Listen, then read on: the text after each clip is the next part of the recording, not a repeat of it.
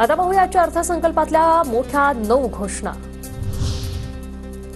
केंद्र सरकारकडून बिहारला विशेष पॅकेज। बिहारमध्ये रस्ते बांधणी करण्यासाठी 26,000 कोटी रुपयांची तरतूद, तर बिहारमध्ये नव्या मेडिकल कॉलेजची घोषणा।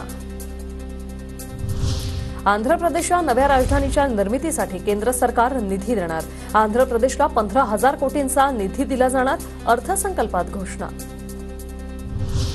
सरकार 500 टॉप कंपन्यांमध्ये 1 कोटी तरुणांना इंटर्नशिप देणार। इंटर्नशिप करणाऱ्या तरुणांना महिन्याला 5,000 रुपये मिळणार, अर्थमंत्री निर्मला सीतारामन यांची घोषणा।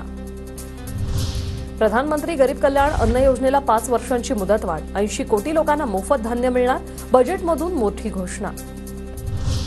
शेतीसाठी 1.52 लाख कोटींची तरतूद। नैसर्गिक शेतीवर भर देण्याचा सरकारचा प्रयत्न। शेतमाल वाहतुकीसाठी साखळी उभारण्यात येणार, बजेटमध्ये घोषणा।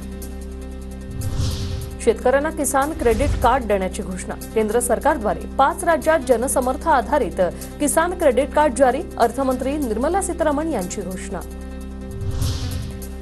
ईपीएफओमध्ये प्रथमच नोंदणी करणाऱ्या लोकांना 15,000 रुपये मिळणार। पगार 1 लाख रुपयांपेक्षा कमी असल्यास ईपीएफओमध्ये पहिल्यांदा नोंदणी करणाऱ्यांना 3 हप्त्यांमध्ये 15,000 रुपयांची मदत। अर्थमंत्र्यांची घोषणा। महिला मुलींसाठी 3 लाख कोटींची योजना। महिलांच्या रोजगार निर्मितीसाठी सरकार विशेष प्रयत्न करणार। नोकरदार महिलांच्या सर्वांगीण विकासासाठी नॅशनल कोऑपरेशन पॉलिसी। 1 कोटी शेतकऱ्यांना नैसर्गिक शेतीसाठी प्रोत्साहन देणार। कृषी क्षेत्रातील उत्पादन वाढीसाठी योजना राबवणार।